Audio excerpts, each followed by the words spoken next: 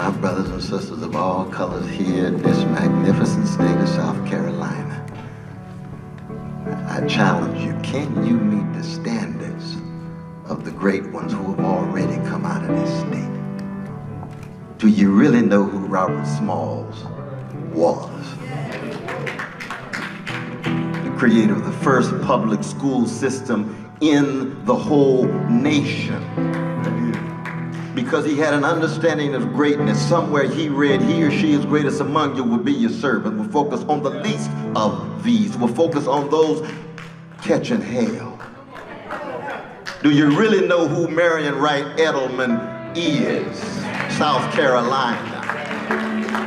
The great prophetic voice building on the legacy of Fannie Lou Hamer and Ella Baker and Martin Luther King Jr. and Rabbi Abraham Joshua Heschel, still strong at 79 years old in a city that used to be chocolate called Washington, D.C. Do you really know who Jesse Jackson is? From this town, that this magnificent vanilla brother named Bernie Sanders stood with a chocolate brother named Jesse Jackson in 1988 and said, we need to talk about poverty. We need to talk about wealth. We need to bring all of us together no matter what color, because we have a commitment to integrity and principle, and we're concerned about the least of these, but you have to have courage.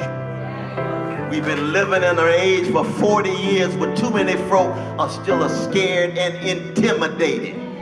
Walking around laughing when it ain't funny and smiling with... You got to straighten your backs up. You got to call into question some of your milquetoast centrist leadership who's not telling the truth and say, we have voices too. We concerned about something too. And if you really have that kind of care, you really have that kind of concern, then you have courage, then you have a moral consistency. What I love about this brother is not that he's a god, not that he's a deity, he's a human being trying to be morally consistent and bear witness in such a way that he can bring us together and change this nation.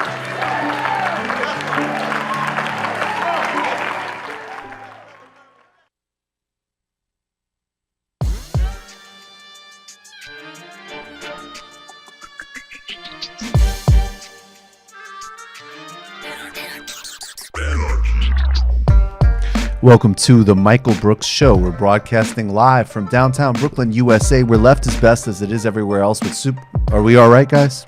Is there a problem? Should we reset? Okay, with super producer Matt Leck. Yo. Chief economist David Griscom. How's it going? On this week's program, Reniqua Allen. She's author of It Was All a Dream. We're talking about African American millennials, hope, despair, the American dream, race, class, politics, and one of the greatest songs ever made. Then Ben Burgis returns. He's author of Give Them an Argument, Logic for the Left. We're going to be reviewing the Zizek-Peterson debate, Zizek's triumph, but we're going to use that as a door to open up an intellectual history from Hegel to Marx. Who really wants and values freedom? Probably actually everybody. We're going to be talking about that. Plus a new ad that Crew, the legendary Bhaskar Sunkara, cut an ad for Bernie. We're going to talk about that. Plays on these themes. I'm reading Bhaskar's new book. Excellent new book. We'll be talking with him soon. Plus, David Griscom is talking about strikes scheduled for across to the country tomorrow, focusing on the rideshare scam. Shout out to New York City. They didn't send J.R. Bolsonaro packing because that fascist isn't coming to begin with.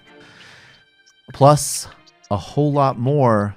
An Iran update as Saudi Arabia and the United States continue to push to sort of maneuver for a justification for a absolutely catastrophic foreign policy monstrosity that John Bolton and Mike Pompeo, that those thugs want.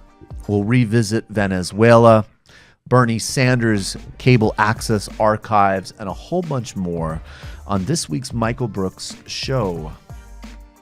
But first, we want to talk about actually something of a shout out too. Last week's in the across the globe, climate extinction activists held the world's attention in a direct action extinction rebellion across the planet to resist the mass environmental crisis, not just climate, but the structural collapse, the structural assault, what I believe Eric Levitz is calling the murder-suicide pact between humanity and planet Earth.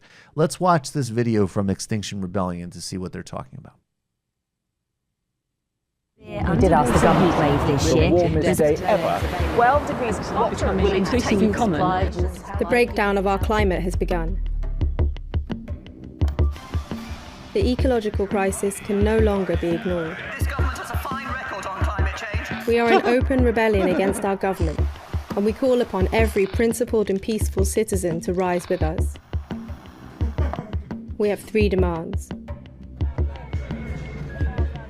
The government must tell the truth by declaring a climate and ecological emergency.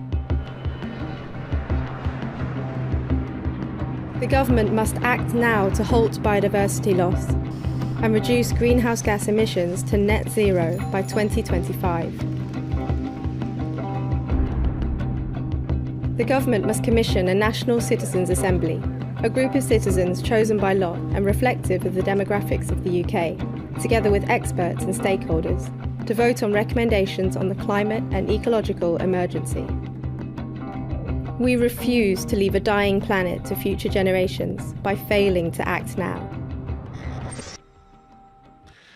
Just this past month, a draft UN report stated that over 1 million species face extinction, and it's our fault, more specifically capitalism and industrialization's fault. If we don't learn how to both transition out of capitalism and radically redefine industrialism, we will not get out of this crisis. The coming mass extinction event is already here, and unlike the one 66 million years ago, caused by a fast approaching asteroid, but unlike a previous cosmic event, we can stop this. We can actually act now to radically to end emissions, carbon emissions, to stop deforestation, to stop species depletion, to radically invest in mass transit, to regenerate ecology across the globe, to protect oceans, to stop so-called externalities in the rapacious action of global capitalism. We need to radically rescale and reorient our consumption. That means keeping oil reserves in the ground. Good luck doing that in a free market system, period. But beyond that, we need to change the way we live. Fundamental to capitalism is the idea of infinite growth. But on a finite planet, that's impossible and leads to the environmental catastrophe we face today. Now, this does not mean some type of fold back into the woodwork fantasy. There's going to need to be multiple paths that are taken, including, of course, a life with infinitely less cars, more walking, more public transportation, more densely populated communities, as well as a transition to fleets that still exist off of off of carbon consumption. It's going to take place on every single sector, every single level of human and collective behavior. But if you don't have the fundamental confrontation with the logic of endless growth and the insane notion of externalities, which is fundamental to capitalism, those externals will ruin the viability of human life on the planet. In the UK, Extinction Rebellion has been an inspiring development over the past couple of weeks. The group staged mass protests in London. They shut down targeted areas, bringing parts of the city to a halt. The moves, which have included activists gluing themselves to the pavement, have been drastic, and they've been drastic to highlight the urgency of the moment, something that those in power and criminal fossil fuel companies have refused to recognize. They've achieved results. Last week, the Labour Party brought a motion forward in Parliament declaring climate to be a national emergency. Now, the Tories' Environment Minister, Michael Gove, actually agreed in principle, but of course has refused to follow through on any of the necessary policy actions. Marking the vote momentum, and Extinction Rebellion will hold another demonstration outside of Parliament before the vote. In the U.S., we have the promise of a Green New Deal to vote for, but we need mobilization to achieve it. We are up against some of the most powerful forces in history. This is especially true because we have too many fair-weather friends. If they're already fickle with their rhetoric and even more fickle with their actions. Real action and symbolic action are different things, and we need a strong movement that can create support for changes that we need to see, that we can build off of recent successes of Extinction Rebellion and other crucial modes of activism like the landless workers movement and indigenous peoples movements across the globe. But it is also fundamental to think of what we do if we don't confront this. There's the global justice dimension that developing countries, particularly as an example, Sub-Saharan Africa, the Caribbean, South Asia, places that contribute the least to the problem structurally are already facing the disproportionate consequences. Then there's the other reality that, of course, even within our own societies, mass inequities mask the radically disproportionate effects of, as an example, how climate works and affects people in the United States. Look at a catastrophe like Katrina and how it affected vulnerable, poor, oppressed communities versus ones that weren't. And then look at all of the major collapses in social cohesion that we are already dealing with. And imagine a highly weaponized, austerity-driven, micro-segmented capitalist societies. That will be a catastrophe, compounded by a catastrophe. So we need to act now, and we need to put the fundamentals on the table in order to do so. Guys, you have anything you wanted to add on that? Yeah. You know, what we've seen... Fucking hey, man. Hey, man, you just sort of, I know. You dropped my heart a little bit thinking about what's coming. I know, I'm sorry. And I'm sorry. We went deep. But it's exciting to see what they've done, with Extinction Rebellion. Not only were there massive protests, but there was direct action. For example, there was an industrial waste yard that they planted a massive garden in, awesome. Which was a really great idea. Beautiful. But it shows, one, how serious the issue is, and two, what you're talking about is like the global ramifications of climate change are going to be huge. Not only the fact that certain countries are going to be hit harder than others, but the fact that developing economies, because if we need to change the way that our system works, they can't go through an industrial revolution like we did in the United States, in the UK, and like China, which have massively devastated the environment in their own way. Not to mention, for example, how terrible the industrial revolution was for the rest of the world with European plundering of other nations. So not only do we need to talk nationally, but we really need to talk internationally about the ways that we're going to solve this issue. And that's something that's very important to talk about in the United States aspect, in the U.S. especially, is how we're going to be able to help other countries prepare for the change and to also support them financially so that they're able to, develop their economies in sustainable green ways. And reframe the language of crisis. Of course, Brexit is a crisis, but this is arguably the crisis of the time. And it's still always, perpetually on the back burner. We got some footage. I don't know if this is the garden you're talking about, but they made a garden on, this is one of the bridges. I'm not sure which one here. They set up like a green space, basically.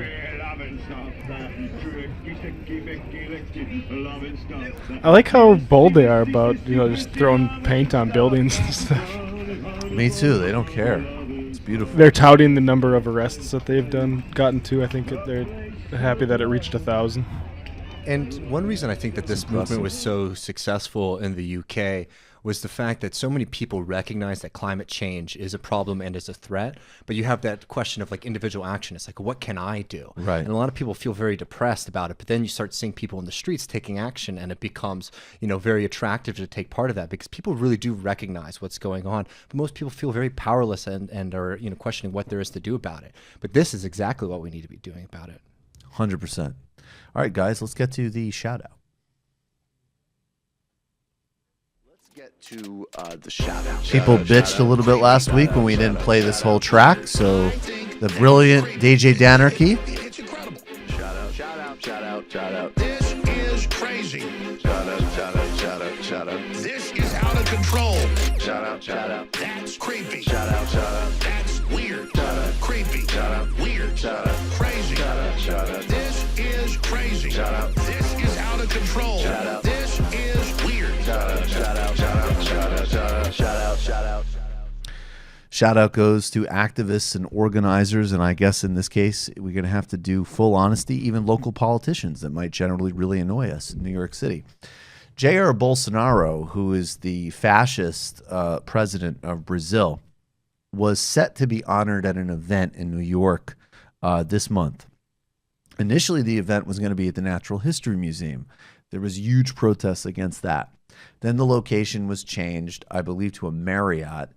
And corporate sponsors were still there. First, Delta, I believe, pulled out because of the embarrassment of honoring a guy who is internationally known as a bigot, a virulent bigot against indigenous people, against Afro-Brazilians, against the LGBTQ community. He's recently said something, even more recent, pro-homophobic / like quasi, maybe pro-sex tourism comments.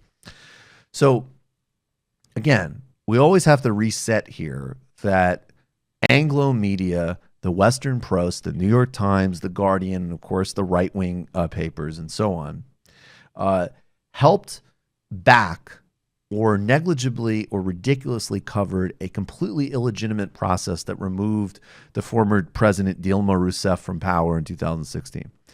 They've also then basically sat back and either been silent or totally misreported the imprisoning without any actual tangible evidence of former President Lula da Silva, who would almost certainly have won the race. And I think New York City would have been quite happy to have him come to New York and be honored. In fact, right now, he would be a global voice for social democracy and for tolerance in a deep sense.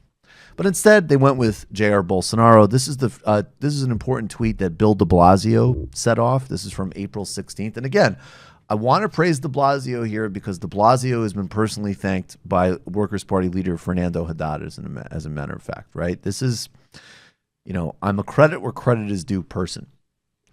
Jair Bolsonaro, he's quote tweeting. This is the original thing from the Natural History Museum. With mutual respect for the work and goals of our individual organizations, we had jointly agreed that the museum is not an optimal location for the Brazilian-American Chamber of Commerce gala dinner. That would be the dinner that would be honoring Jair Bolsonaro. Of course, all chambers of commerce are in love with Jair Bolsonaro's plans to get rid of pensions and pillage the Amazon. This traditional event will go forward at another location in the original date and time. And I believe that rescheduling. Now Bolsonaro is just not coming to New York, which is great. Mayor de Blasio wrote, Jair Bolsonaro is a dangerous man. His overt racism, homophobia, and destructive decisions will have a devastating impact on the future of the planet. On behalf of our city, thank you at AMNH, American Natural History Museum, for canceling this event. Shout out. And I've heard that he's been scrambling now to come up with a new plan, and that he was potentially going to go to Dallas, Texas. Oh, I bet. But now he's not going to Dallas anymore, so now he potentially is going to go to Houston. But it seems like there's a lot of things up in the air for this Brazilian fascist and his U.S. plans. Well, as Lula said, their country is run by lunatics, and the Brazilian elite needs to look at itself. And of course, the U.S. elite and U.S. foreign policy apparatus needs to look at itself. This is also an interesting weather vein because a lot of the type of people who donate to places like the American Museum of Natural History probably just read The Economist and say, like, well, what's wrong with Bolsonaro, right? Right. Like, it's not like these aren't woke institutions, typically speaking. Totally. Bolsonaro. Yeah, I think we need that. That's just best practices. Bolsonaro. And again? Bolsonaro. Zoolander Dave. I think we finally got it. What do we say that the theory is that Dennis Prager is microdosing Dave Rubin? What is your opinion on Brazilian Prime Minister Bolsonaro regarding, oops, there's a lot of things moving here, deforestation of the rainforest? P.S. I'm a Christian, I'd bake you a cake, though. I don't know enough about him, but it sounds like he really hates Marxism, and he's really pushing Brazil to become more of a world leader, and that he actually is for capitalism, and he's trying to get some of the SJW stuff out of the schools. I just saw a tweet by him a day or two ago. So on that front, and I don't know a ton about him, that all sounds good to me. And as a Christian, I appreciate your offer to bake me a cake. Okay, I would. It's funny. Let's give Dave's 3 for 4. I would say yes, certainly pro-capitalism, definitely interested in getting the SJW stuff out of the public schools, as in like terrorizing gay kids. And then I think what was the other one is he hates Marxism. That's very true. The world leader, did you? I was going to say, yeah, the world leader one is, I think, the so toxic and grotesque that you can't even do some type of gala event at the American Natural History Museum. I'm going to go with not restoring Brazil. In fact, major downgrade of Brazil's global position. I think one of the criteria of being a world leader is how well do you fit in with New York's philanthropic community. I mean, and that like shouldn't be the case, but it is the case. All right, guys, it's time to become a patron of the Michael Brooks Show. Next week during this pitch, we will have we'll throw up on screen a document of just the never-ending. I mean, there's so much content you get behind a paywall, and even these new like extra streams, which I definitely do not promise every Tuesday, but we've been giving these, international election deep dives with Nando Vila and Mike Hanna. In some ways, those are representative, although these primers and histories go really deep into different parts of the world, into reworking our understanding of, as an example, international law. We just had an amazing one with Kirsten Pear Anderson, Canadian academic, on the problem with international law from a positivist perspective.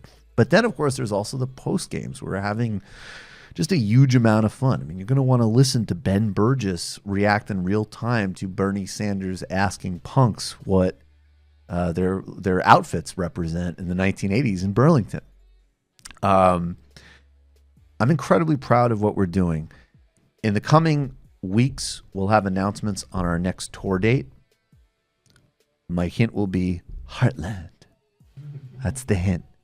And also, we're going to get some gear. The gear is like actually ready. I didn't really want to talk about it until it was like ready, but it looks like we actually have 2 designers that have produced dope gear for us, and we're going to be ready to go. With a lot of different options in that regard. So competition would start kicking in. So it's time. We need you. We need to continue to grow. I mean, we're at a point because of the accomplishments we've had and because of this amazing community we have where like there's a certain level of, stability in terms of like the amount of content and quality we can produce, which we've been consistent on from the beginning. And then the next phase, as I say, it's always making things durable and then also giving us the opportunity, like as an example, the amount of patrons that we've hit has given us the opportunity to have a great talent like Vic Viana come and join us so he can do the video illicit histories for Comrade and Above patrons. The first one on Jesse Jackson and the history of the Rainbow Coalition, featuring the indispensable voice and insight of the great Bill Fletcher Jr. This is a show where you're getting exposed to an incredible range of people. And I think building some of that kind of like necessary, very necessary inward critique, but also the broader strategic vision so that we can actually hopefully play some role in actually winning and achieving some power here to generate a genuinely different politics. And we need you to come on board with us so we can continue to do that and keep getting better and better at everything that we're trying to do. Patreon.com/TMBS. If this is your first time on the YouTube channel, click the subscribe button. And we will be right back with Reniqua Allen, author of It Was All a Dream. This is the Michael Brooks Show. Welcome back to the Michael Brooks Show. Joining us now is Reniqua Allen. She is author of It Was All a Dream. A new generation confronts the broken promise to Black America. And she's a journalist, writer, and producer. Reniqua, thanks so much. Are you there? Yep. Hello. Thank you for having me. Okay, great. Thanks so much for being here. I want to just play, if we were on like college radio, I would probably just like start a listening party. But we're going to play just probably 8 seconds and then we'll fade out. But specifically of the lyric you're talking about. And then I'm hoping you can explain why that lyric like why it's so central to the book, but we'll play that for just a few seconds and then fade out. Okay. Cool. It was all a dream. I used to read Word Up magazine. And YouTube sucks. Reniqua, what does that lyric mean to you? Why is that at the center of this book? Oh man, well, one, I love Biggie. I'm an older millennial, and so hip hop is really super near and dear to my heart. But I also see it, and I see that lyric in particular as a great kind of metaphor for the Black experience, particularly being young and kind of in your 20s and 30s and Black in America today, where, I think there seemed to be so much hope, whether it was when you came of age during kind of what I would say is the golden era of hip hop. I know like a lot of people would be like, oh, that was its downfall. But, I came of age, I think, where there were these, hip hop was actually, it was turning mainstream. It felt like things were possible. You had all these rappers and videos and flaunting money, and not that necessarily means success, but you saw kind of this generation post-civil rights that felt like in some ways they were making it. We saw the election of Barack Obama. No matter like what you think about him politically, I think that was the symbol of it was really powerful. And now it kind of seems like everything has gone to shit. I mean, it probably, in honesty, was always there, but I feel like, these kind of dreams, the hope, the possibility, all that stuff that I think for me growing up, being young and a Black person and probably, idealistic, it really feels like it was a dream. So that really resonated with me.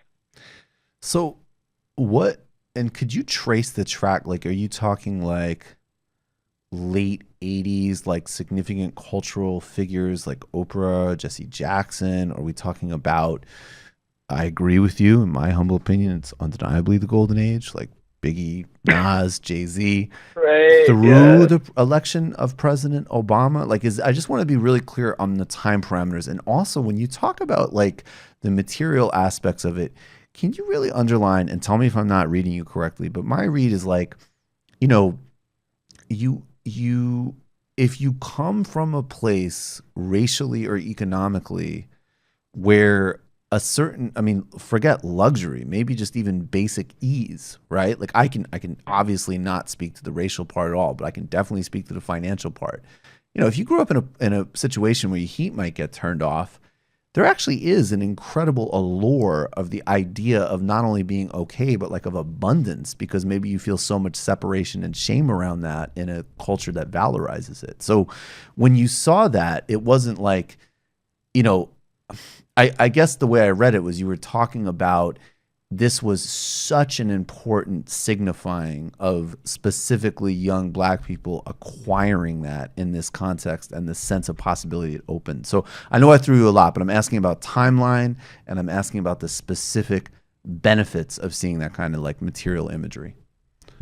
Right. So, timeline wise, I use Q, not to get like super nerdy, and they call the millennial generation from 1980 to around 2000. So I roughly use that time period to look at people who were born, people in their 20s and 30s, and kind of look at how the culture has changed, right? Like you do have all these things, and I should note like a lot of. Okay, let me take it back. Not a lot, but you had government-supported things like affirmative action. Now, of course, in the 80s, that, and in the 90s, that was being contested. But kind of in the post-civil rights generation, there was some legislative efforts, there was some governmental efforts to bring about a Black middle class, right? You see more African Americans in public service and going to college, right? You see Black folks joining unions more, which is huge. You see a Black middle class emerge in ways that they didn't before, kind of in our parents' generation. And I think that kind of contributed to this sense of possibility. Now, I think it's, some of that idea is flawed. It was definitely a very individualistic approach. It was, you work hard and and you can get what you want. But I think it was there, and I think that someone like an Oprah, you see the Cosby Show on television. So there was there's some material gains, right? You do see incomes rise. Like I said, you see folks entering the housing market, for example, more than ever Black folks. Now that totally gets reversed, right? Like, a couple of decades later.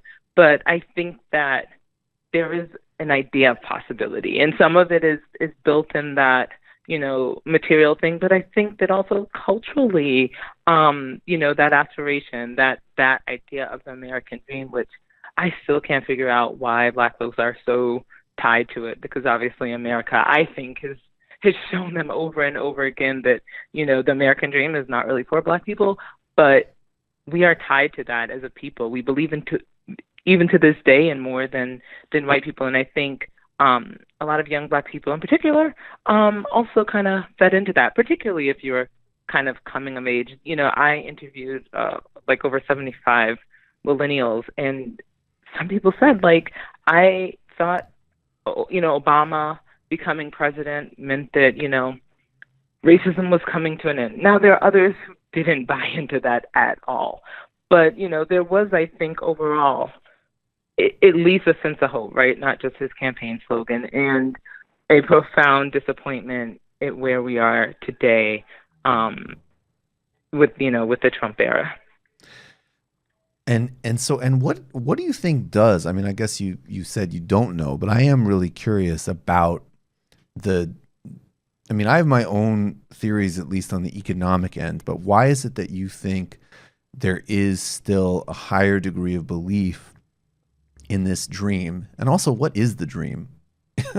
That, amongst, what is that? Actually, let's start there. I don't know what it is. Great question. All right. So the dream, I think, is different for everybody. I mean, I think that,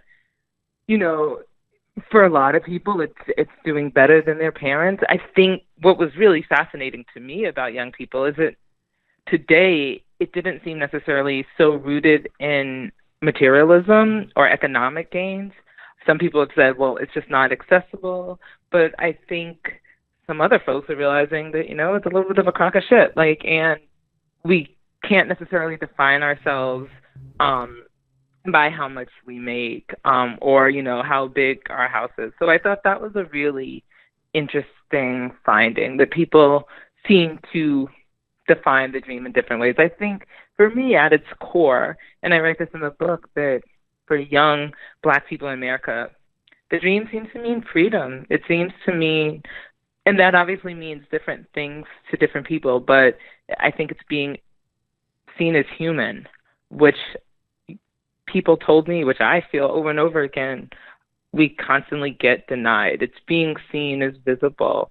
It doesn't necessarily, have to be, rooted in a specific possession, but the dream is to be stable. It's not to die and be able to walk through the streets in a certain way. And I think at its core, that's always what the dream has meant to young Black people, though obviously it's been defined in many different ways. How about the Obama time period of this dream? And tell us how does that play out? Oh, again, I want to say over and over and over again, I think, young Black folks aren't a monolith. Certainly the people I spoke to are not, some people loved Obama, some people hated it. What I did glean from everyone was that there was a sense, maybe not of change, right? I think there were definitely a number of young people who didn't think that Obama was a game changer, that we'd become some socialist society, or, the White House would be painted black and, he'd have, whatever.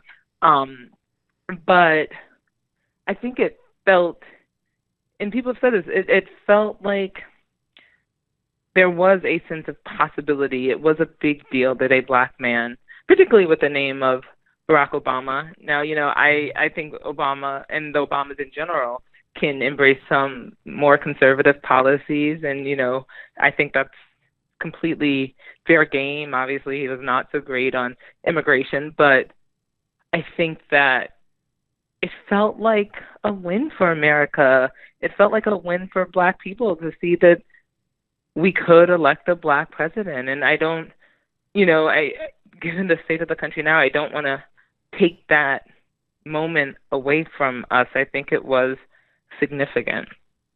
Do you think, I guess what I meant by the question is, because I actually, right, I mean, I think that that's huge in general, to not, I mean, even like Jewish people, right? It's a less complex demographic, but like there is not a Jewish monolithic opinion on anything.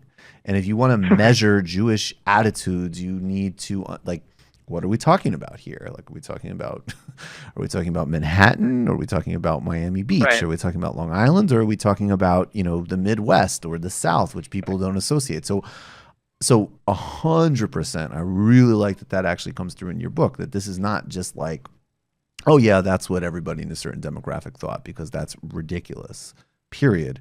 But specifically you, I mean, how did you think Obama navigated these things in terms, and I guess I also want to like lay my cards on the table, right? Like I am a grubby socialist, and I do like Bernie Sanders, so that's 100% my politics. At the same time, I think there's people sometimes on my side of the equation that don't necessarily recognize like the profundity of the importance of, as an example, Barack Obama being elected president. I mean, I remember that happening in college, and I remember listening to a white kid complain that somebody in his inauguration talked about race, and this white kid was like, "Can we move past this?" I was like, wow.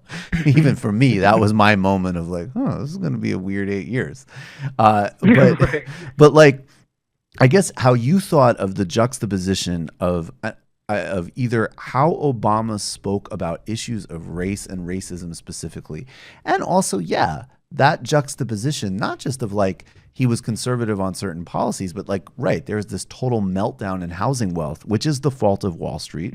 But we also know that his response to it was not an aggressive, interventionist response. They didn't get punished at all, right? And he didn't keep people in their homes with a TARP program either, right? Like, so these are the materials. So how do you think in terms of his role in all of this, in that very specific paradoxical piece of time? That's a good question. I think that, for a lot of people, right, so housing, let me go back. So I think housing is a huge issue, especially for the people I spoke with. It's a huge issue for me. Like I have a piece in the New York Times, and I write in the book about like how I bought a house during this time, like, right, or actually a little bit before the Obama presidency, thinking that was kind of my version of the American dream, right? And so I ended up actually selling the house recently and had been predatory lended, and it's a whole story. But for me, that was a real oversight of Barack Obama. I think that, people sometimes, and definitely the folks that I talked to, didn't always speak about Obama's policies. A couple of people mentioned, particularly immigration. He does have this tendency, I think, to what I think he thinks is like kind of keeping it real with Black folks, and sometimes can be, I think, a little, he talks down to them, which I do have problems with. I think that a lot of folks though give Obama a pass. I think I sometimes even tend to do that. I want to acknowledge, the problems of his administration. I want to acknowledge, the drones, Obamacare. Yeah, it's a little better, but it's still problematic health care. It's not as aggressive. He's not aggressive. I think people give him a pass by saying, he did what he could do at the time. And I think that it would be different, perhaps, in the way that people engage with Obama and his legacy if we didn't have whatever we have in office now, which is you can call it whatever you want. Freaking problem. I don't even know what it is. So, I think in contrast that Obama, it can kind of look good. You know what I mean? Like, sure. So I feel like that yeah, I think people wrap their heads around him in a different way because we've really swung to the right so much that I don't think people engage, and the people that I talk to, and just kind of thinking about the larger aspects of the American dream and opportunity. I didn't see people really engaging with Obama's legacy in that way. And then that's to say, we were talking about kind of large themes in American life. We're not having like heavy policy discussions. Totally. But I mean, I guess that's so. Is it though? Like, okay, if like, so when you say it's like gone to shit and there's this reversion, I'm assuming that is like 90%, 99% Trump. Some of it's Trump, but some of it, I think. Or I mean, like Trump, exemplified by him, I should say, not just him. Absolutely exemplified by him, but I think gone to shit isn't just Trump. Actually, right. I think it is our society. Like college tuition, should not be what it is. The decline of unions in this country is not all Donald Trump. You can blame some of it on him, but I think it's some of the we have real structural problems. That certainly weren't created by Trump or Obama that really radically need to be fixed and changed. Healthcare, for one. I mean, we talk so much about mental health in our book, which is so hard. It's not really addressed overall. I think by the industry, by folks. Obviously the shooting of Black men and women. And everyone else, and trans folks, and non-binary folks, that is something that I think we have not come to terms with and not figured out how to talk about as a society. The aggression of police departments, those things are problems, and we need to talk about that. There are deep systematic problems, right? So Trump can really, embody this kind of horrible, and kind of the worst and racist and, sexist and all these things. But I think that they're real systematic failures. And, I think that a lot of the young people in my book were savvy enough to realize that, it wasn't about one person or another. It was about a problem with our country. And is this, and I'm like, obviously editorializing, but is it possible then to like disentangle who Obama is, not even what he represents, who by all appearances is just as a human being, right? Like a very appealing human being. And then the fact that these systems were not addressed, whether we're talking healthcare fundamentally or inequality or police murders or so on. And then of course we're in this Trump crisis, but like there is this continuity that you're saying that was not addressed, and somehow like having this great leader in this important moment, but also like, okay, like it didn't, at least on those other levels that are so historic and so beyond even obviously Obama or Trump, there's so much more to do. And, but on the other hand, like he didn't do it. Right. Like, right. Yeah. Absolutely. Yeah. I think people recognize that. Yeah. I think that they can kind of distinguish Obama, the man, for which I think there's some genuine admiration, to, Obama, the president, and Obama, the policy maker. And, my focus was really talking about the symbol of Obama. Yeah. Now, that's not to take away, the more troubling aspects, and things that he didn't address. And I think what the Trump presidency really crystallized, and I think, the Obama presidency to a degree, that there are deep structural problems. I mean, I think that there was probably a shift if I really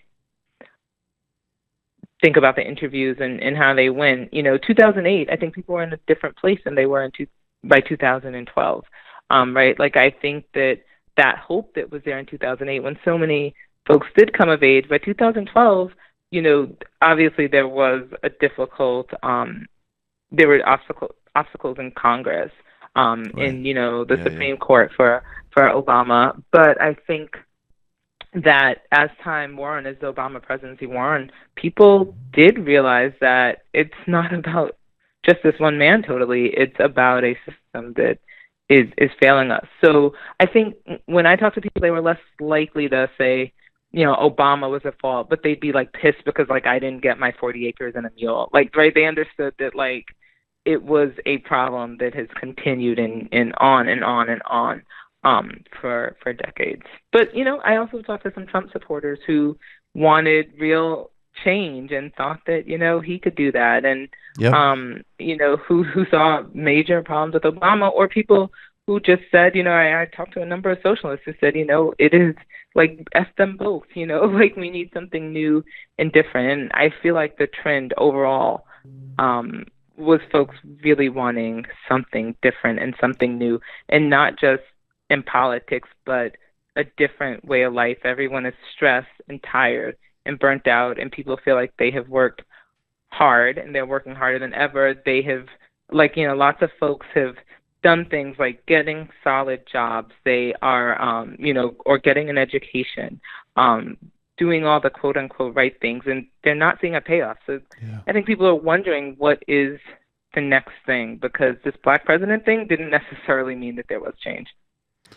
Ilhan Omar, we got to change the Constitution and make her president. I think people get it. I would support, but as a final question, what do you think of music now in hip hop under Trump? Like, what is if you're I don't want to assume what anybody's listening to at any given time, but like, what if you are, what do you think it's saying about now relative to the golden age? Oh man, okay. So I am like actually terrible at listening to music now. I feel like all my music is I hear you. is stuck in the 90s and 2000s. I hear you. I'm not good. So I will give an answer. I've listened to Beyonce like that. I live in the Bronx, so there's a lot of Cardi B. Right. I listen to a lot of strong women. I think that we're in an interesting place with music, where it feels, and I still am not sure how I'm feeling about this kind of, like Beyonce, for example, is at the Super Bowl or a few years ago when, kind of did this thing that pissed off the cops and had this Black Panther gear, and she, recently in the Netflix special Homecoming, did a whole tribute to Black colleges. So I think that is wonderful. I think Cardi B being able to really kind of express herself and express her Afro-Latino roots and feel kind of this like real and authentic persona are kind of wonderful, wonderful things. I mean, but, I think they still kind of espouse the American dream story, but they're doing it, which I think America just kind of keeps on navigating to. And some of it's about materialism, but, particularly I think with Beyonce and Cardi too, I think has, at least from the racial angle, really, I think, embraced Black womanhood, which I think is kind of amazing. And done so in a way that I think shows different shades and different sides. Like Cardi is very different from Beyonce, and kind of, also I think really espousing a feminist ideology that was missing before. So I think that as a Black woman, I'm feeling good. Like I feel like it's, there's some powerful things. I still want there to be, I think I keep looking for this kind of like 60s era like music movement that's like pushing back against Trump, and it's just not there. And I don't, I'm not sure why that is yet, but it does feel like that's missing in a way, right? Beyonce is very commercial, independent artist that I would love people to tell me about that I'm not so savvy to, but I want to see in a commercial space as well. I want to see more kind of artists pushing back against, art and speaking out politically. Like I really feel like that critique is missing a bit. Yeah, it is interesting when you have elements of like literal electoral political culture, like a Bernie Sanders, and some like being ahead of certain parts of like culture, right, is very odd in terms of just kind of like, you go and you hear like him literally ranting about the military-industrial complex in Brooklyn. It's like, that's interesting and awesome, but that is interesting. I wonder why there isn't that type of thing. Yeah, culture has culture in some ways, and right, like even you're talking about someone like a Cardi B. I mean, that's like really, I think their persona is really about materialism a lot as well, and I kind of just miss some more kind of like grassroots. I want to say like most stuff, or or even like I don't know. Did India.Arie had a moment like that? I feel like I don't even remember what years that was though. But that was like that was in the early 2000s, 90s. Yeah, that's okay. The so neo that's already soul. a while That's kind ago. of what I grew up on. Right. Yeah, okay. that's kind of. I feel like that's kind of missing. But at the same time, like for me, I'm looking at the idea of like this quote unquote American dream, or some people would say American nightmare, and that's I think that kind of Horatio Alger, rags to riches, those stories people still continue to love them. It's so bizarre because America is in general has never been a society where social mobility, and being able to move up is actually a thing for most people, but we're so tied to this. It is really astounding to me. Yeah, there's a lot of weird studies on that, like other countries believing it less but having more of it and all of that. It's such a good book. I really hope everybody will read it. It was all a dream. A new generation confronts the broken promise to Black America. Reniqua Allen, thank you so much for doing this. I really appreciate your time. Thank you for having me on the show. Thanks, okay. Michael. Take care. All right, folks. We've got 2 quick segments to get to, and then Ben Burgis is going to logify the room with logic. Yes, we love Cardi. I mean, I'm always Team Cardi. I also don't. Hashtag defend Cardi. Hashtag always defend Cardi. I mean, and also like, yeah, no, I think it's interesting though. It's I don't know how to explain how Cardi does the materialism thing. There is something slightly different about it. And it might just be because she's like the authentic is a very overused word. And in some ways, an overrated attribute, frankly. I feel like Zizek, like most people should be less authentic because them being authentic is annoying. But that being said, like she really, in a way that not many, I mean, I could think of a couple of others, but there's something about it's so non-put on, and she makes you comfortable by how totally comfortable she is in herself. And obviously she's incredibly charismatic and everything, but I think there's something to that. I mean, a big part of it is that she just clearly put the time in and she knows what she's talking about. When you're talking, I'm talking just generally. When she talks about politics, I mean, yes, that's a huge standout to me. Like that's the thing. That's a major standout. Her political sophistication. Like if you get over that she's saying it in a Bronx accent, it's like, oh, she's actually familiar with like Eleanor Roosevelt, right? Right. And I think that's why the right has a tough time and why she's sort of a target. They think they can get her because they think she's sort of like very shallow. Well, because they're just classist. Exactly. That's really all it is. Yeah, they're just on class and race shit. They assume that she's actually like only surface level, but she actually goes deep with this stuff. Totally. I was thinking even on a level of like her like Yellow with Offset, but yes, she is politically sophisticated. Before we get a strike, Jesus Christ. All right, Griscom, go ahead. The gem. Yeah. What do we got? So I'm pretty excited about this. I'm sure folks have seen the news, but tomorrow there is going to be a massive strike in the rideshare app industry. This actually is very likely to be the largest ever tech/gig worker strike that we've seen, especially in recent years after this massive strike drought.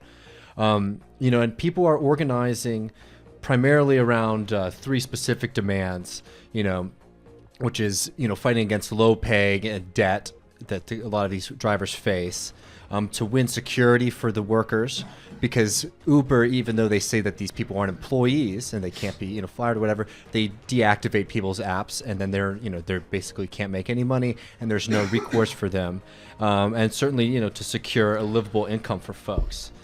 And not only is this strike desperately needed, but it's very strategic in its moment, because Friday, Uber is releasing its IPO, which, as I've read recently, is looking like it's going to be a $91 billion valuation.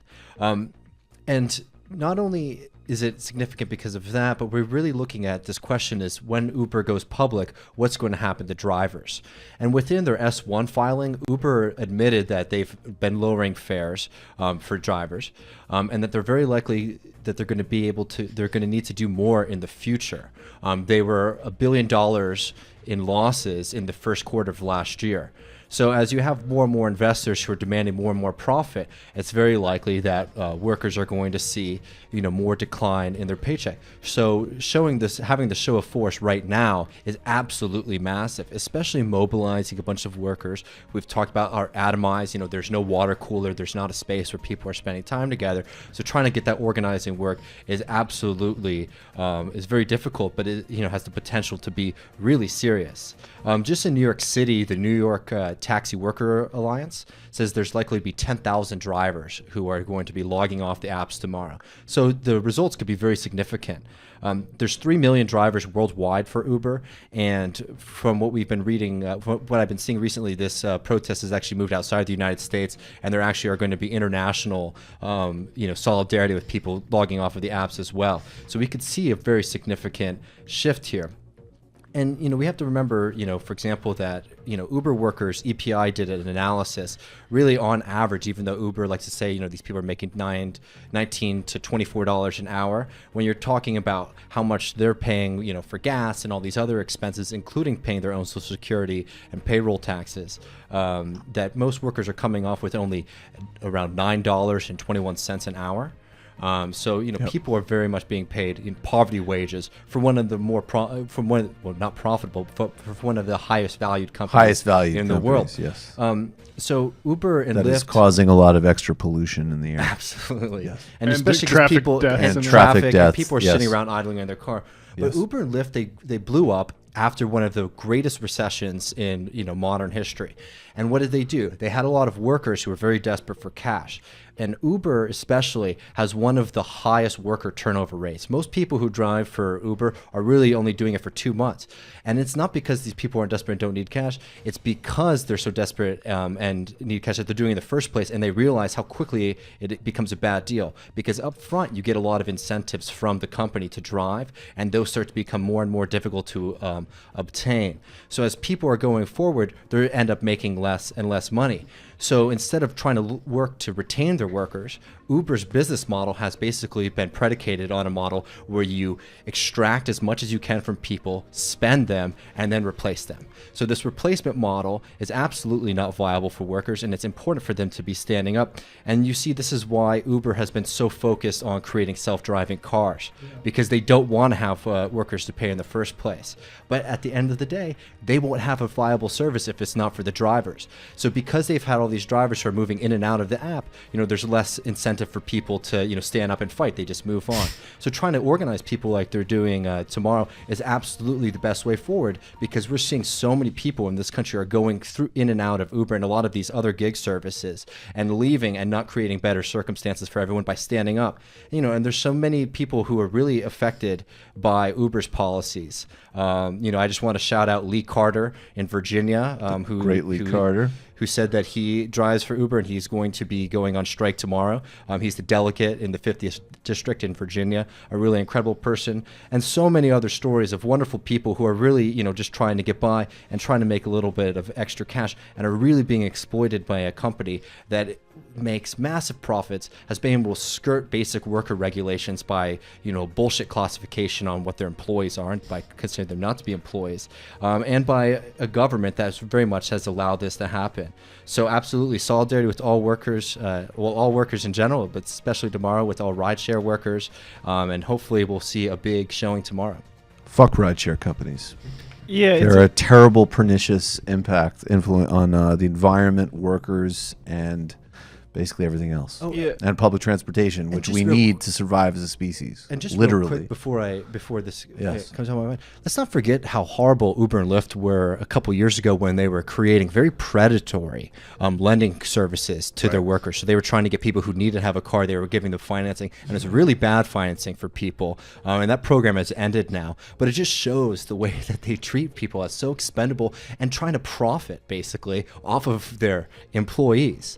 I'm absolutely wicked. Well, and you sort of touched on some of this, David, but basically, like, neither of these companies is profitable, right, at this point. And the thesis for their IPO is that automation, or basically their market share plus automation, will lead to their business model eventually being profitable at some point. That's definitely a part of it, and also just continual growth. So the idea is that since Uber is growing so much year in and year out, that even though that they are funding a loss, they're funding it through investors, so people who are in early can cash out. And basically, what's happened now is you have all these private investors who are in early. They don't want to support them anymore, so that's why they go public. Is basically to get a new group of people. But the problem is, these public investors are going to be much more hungry for profit. So yeah, you're going to see squeezing. And I mean, Uber up until the end of last year, after those accidents where they're self-driving cars, they were spending $20 million a month to try to develop this technology. They bought the entire robotics department at, is it Carnegie Mellon maybe, or some sort of Pennsylvania base? It was in Pittsburgh, and that's why if you were in Pittsburgh, they were testing them there pretty heavily. Yeah, exactly. Jesus Christ. It was supposed to be like, we're going to do partnerships with Carnegie Mellon's robotics, and it's like, we're just going to own these guys and make them try to and with the city government of Pittsburgh, so you can see how they're able to get into those areas. I heard some stories recently from frankly victims of this about how even like the position of these rideshare apps at the Newark airport, like basically positioned in such a way that protected like drivers, and then maybe there was some money that might have gone around local Newark politics that local and state politics that might have shifted those arrangements. Newark? Can that do that in Newark politics? Yeah. What a shock. Does money have an effect on? No. I mean, I'm sure it was those guys. I'm sure it was just ideas. All right. We need to do a little bit of a segment here. Then Ben will come on with us. But we're going to be doing more and more coverage of Iran. I will say for patrons, we have several illicit histories that are focused on Iran. But there is no doubt that Mike Pompeo and John Bolton are attempting a military conflict with Iran. And we need to review the basic timeline here. There's a lot more to get into, and this relationship between Iran and the United States, Iran, the Middle East, even the fact that, and this is totally without excusing, I always have to say this because some people are not able to think through several things at once. The Iranian government absolutely is violating of rights, as an example of women's advocates, the Baha'is, there's no doubt. There's also no doubt that even the Iranian Revolution, which in some ways is a pretty fascinating revolution that actually tried to sort of be indigenous oriented. Its constitution says neither east nor west, as in not to be a client of either the United States or the Soviet Union, to track an independent revolutionary track, right? So, and the left very early on was marginalized in Iran, but there was a significant left component, including left Islamist component of the revolution. And you still see it in Rouhani to some extent, obviously, Javad Zarif. These are not leftists, but moderates, extremely sophisticated global operators. And then also people like Khatami and Mousavi, who are actually really something approaching Islamic liberals who were sidelined and oppressed because they frankly spoke out in things like the Green Movement. But I have to say, relative to what was happening, the Iranian main enemy of the United States put all this energy on Iran in the 80s and the 90s and to today. But the Iranian government, even at its worst, actually also had a serious and robust ideas opposed to imperialism and colonialism. The United States was more interested in teaming up with the Saudis to fund one-dimensional religious activists with no politics other than religious purity. And that's a significant historical distinction. And it's a historical distinction that leads to the fact that Obama and partners, J5+1, were able to create this extraordinary deal with Iran. And we can question the merits of, even the intelligence to begin with, frankly. The nature of Iran's nuclear program was one of great ambiguity. And U.S. intelligence estimates consistently undermined the alarmism of the establishment, the media, and the Israelis and the Saudis. Under Trump, he's pulled out of the deal, which is a disaster. And he might just be pulling out of it because he's a baby and he doesn't want to re-sign Obama's deal. But Bolton and Pompeo are extremists. Bolton has taken money from the MEK, an extremist splinter group, which fought on the side of Saddam Hussein in the Iran-Iraq war. That same war that the Iraqis were using chemical weapons on the Iranians and the United States was selling Iraq weapons. You got to remember these things. This report from friend of show Mike Hanna is also really important because for people who remember, and he'll mention in this clip, Trump's first foreign visit was to Saudi Arabia. And it wasn't a signal that he got that he was going to not need to be Islamophobic in office, obviously, because there's plenty. But it was a signal that literally this is going to be almost a bilateral central relationship to how the United States does business. And there might be only one country besides Israel that has been more dangerous and bloodthirsty relative to Iran, and that would be the Saudis. It was a surprise to many when President Trump chose Riyadh as a destination of his first international trip in office. But 2 years on, it's clear this was more of a signal as to the central role Saudi Arabia would play in his administration's decision-making. So that's key to this. And you still have MBS in power. You still have MBS waging the Saudis with U.S. and UK support, Emirati engagement, waging a genocidal campaign in Yemen. That's still happening despite the efforts of Bernie Sanders and Ro Khanna and the international community. So with this new blockade in the Straits of Hormuz, you have a position where on one hand you have an Iranian foreign ministry desperately trying to save a successful international agreement, while the United States squeezes Europe with threats and squeezes China with financial consequences and is provocative in every way, shape, or form, including designating the Quds Force as a terrorist organization.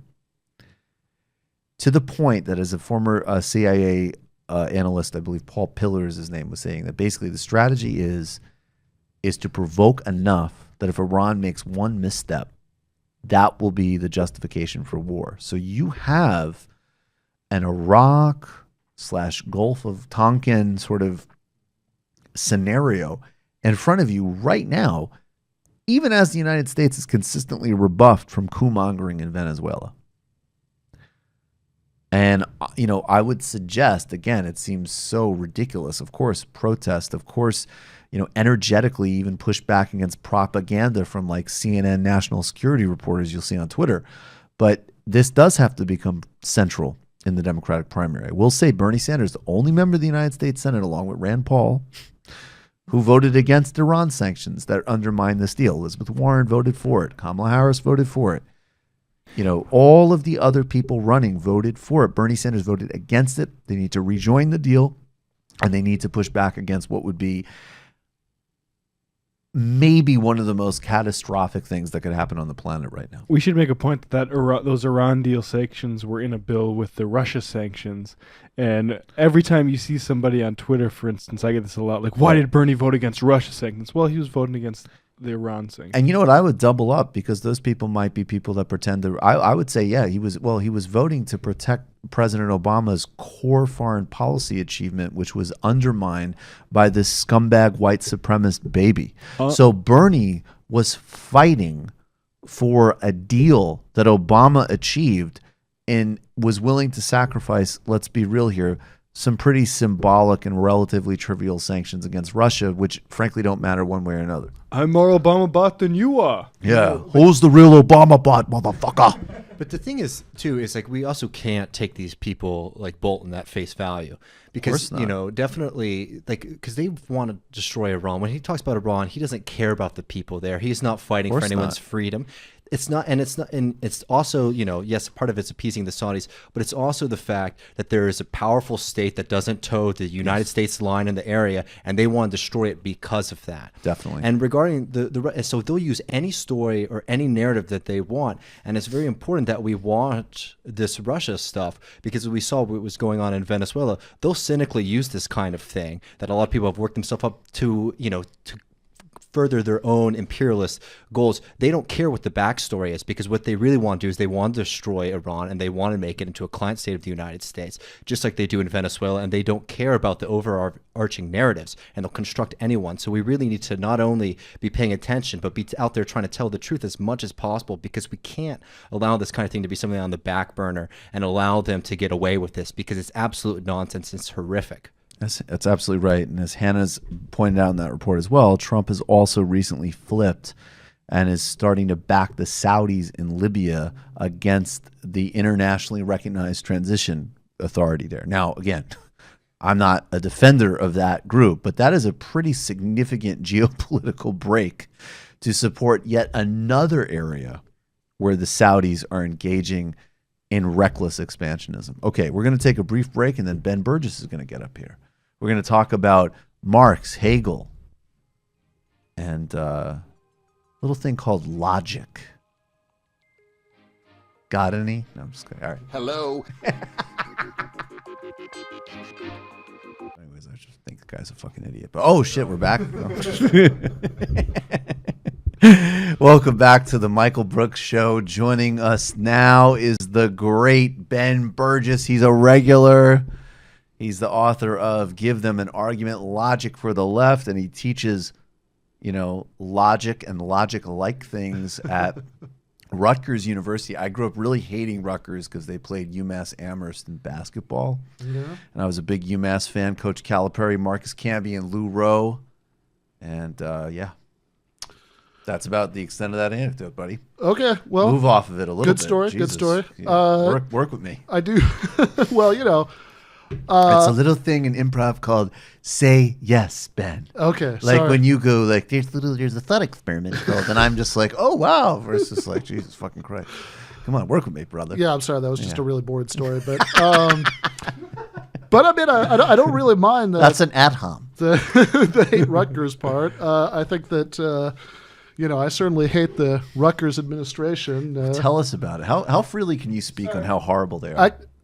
I just want to. You mentioned the ad hom thing there, and you can get back to the records thing. But I want to, since we have Ben in studio here, I wanted to ask you about ad hominems in general, because I'm a fan of ad hominems. I like sprinkling them. Yeah, like when you say eat shit, Brad Thornburg, state rep from the 3rd district in Minnesota. And my point is the logic of my argument is not affected that I might do.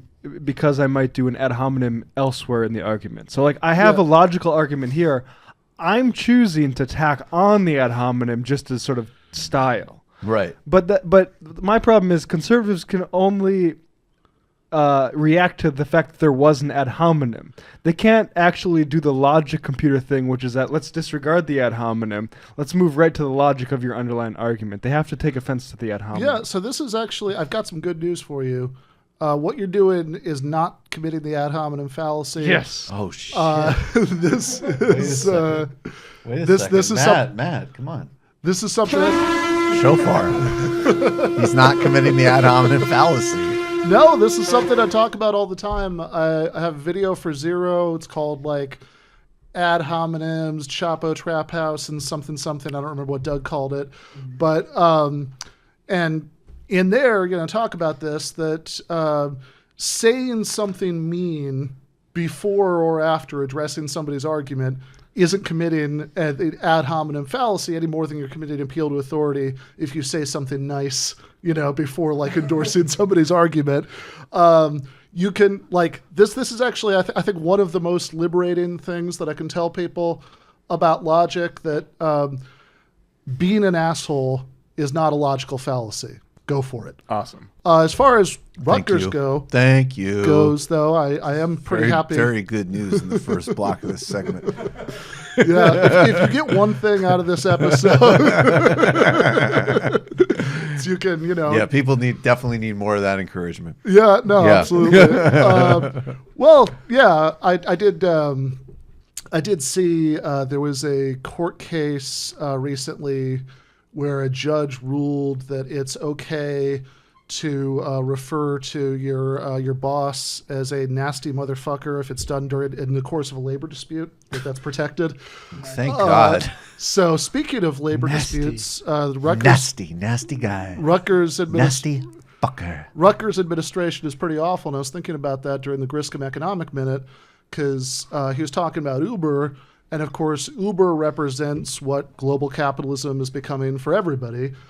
Even academics. Right. So a great deal of the people who work at Rutgers, and I have been one of them in this group. I'm actually starting a full-time job elsewhere in a couple months, so which is one of the reasons I feel free to speak quite this freely. Right. But are part-time lecturers, which means that oftentimes they have the same qualifications as people who have full-time NTT or even tenure-track positions. They teach a increasingly large percentage of classes. They often teach over the course of a year at least as many classes as people who are officially classified as full-time. But there's no meaningful job security semester to semester.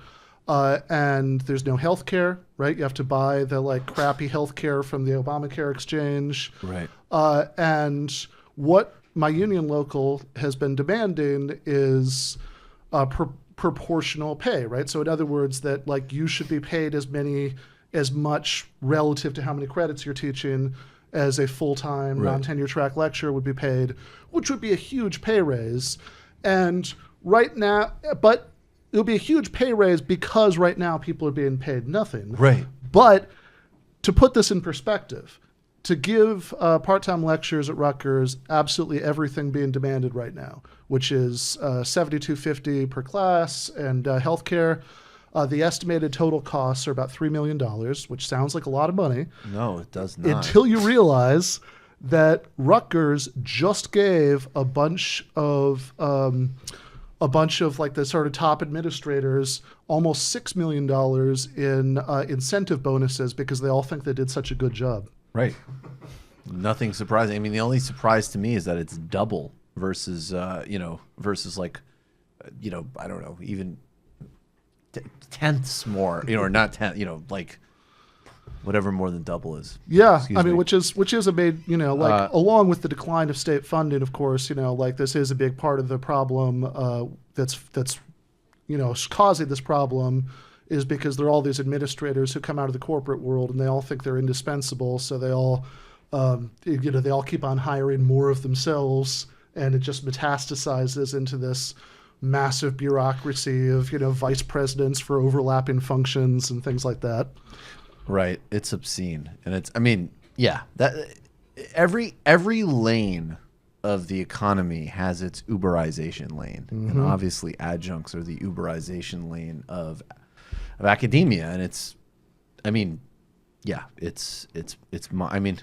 I'm not trying to pick in fact, I really like Thaddeus Russell, and I'm not trying to pick a fight with him at all, but it's interesting because part of his answer to dissatisfaction with academia, which I get, I understand the impulse, fuck it, let me get out and start my own thing. I mean, that's cool.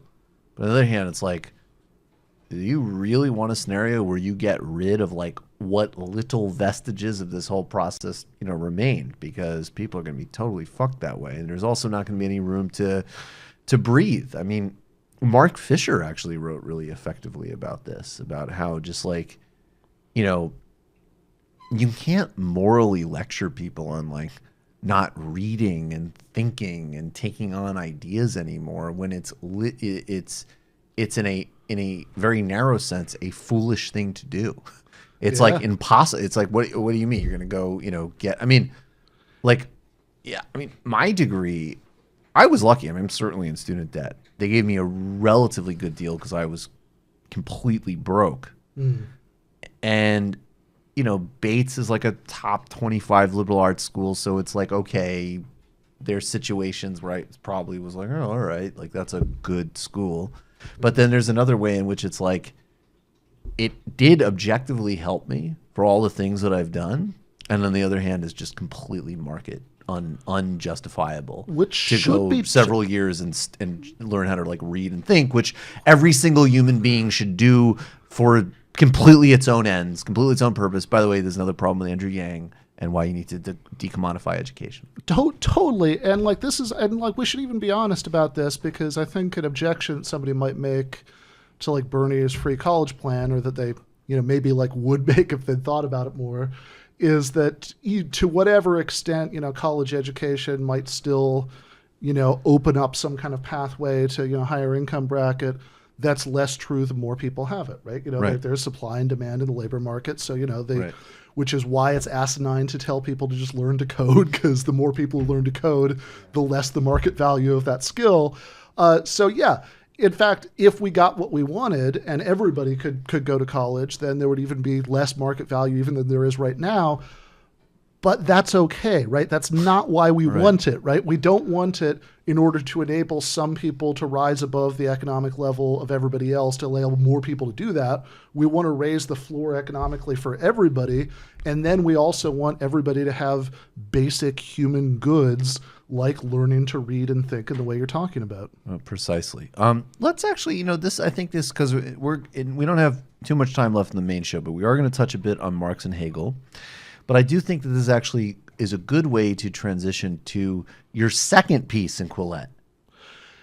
Yeah, so actually you published 2 pieces in Quillette. Yeah. And I just want to say, I'm a huge critic of many things Quillette. Yes, But as we all are, if Quillette, and I think this is a smart brand move if this is what they're trying to do. One of the knocks about the IDW, and I don't want to get into a whole IDW thing right now because as I write this book, I'm getting pretty fucking exhausted that I'm going to have to keep talking about them. But there is a market, I think, for people that actually lived up to that rhetoric. I think that there is some genuine, I really want to engage in controversial whatever thinking. Some good, some bad, blah, blah, blah. And if Quillette is going to start publishing legitimate pieces on Marxism by you and others, I think it's okay, that's an interest that they're gonna create. That's an open market right there. Yeah, I would agree. I just want to put this on record because I am elsewhere on their record in Politico as if you say with contributors labeled everything from clowns to crypto fascists. If you click through the crypto fascists, you'll know this es mio. And I agree, but I totally agree with what Michael's saying. I think if the way that they've been going at Dave Rubin, just labeling him as sort of accurately stuff, well, it's smart branding. I think that it's a combination. I think there's 3 things that I've noticed with Quillette, right? Because they got their start, and my opinion would also be crypto fascist.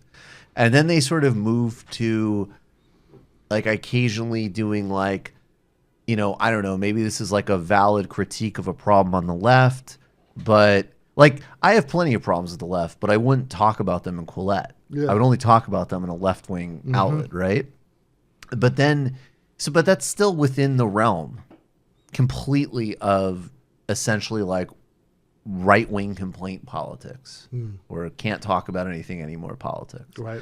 But when they start, but then they did those 2 moves within a week where they had 2 of your pieces, and then they just had some guy basically just come forward and be like, Dave Rubin is maybe not exactly on the up and up, claiming not to be a far right, and of course Dave was, he's totally unfair, he's totally mean, and it had a big meltdown. But I think that the smarter people in that category, and I mean, this is my speculation for purely cynical reasons, they recognize that they need to do some brand decontamination with Dave because it's just too transparent.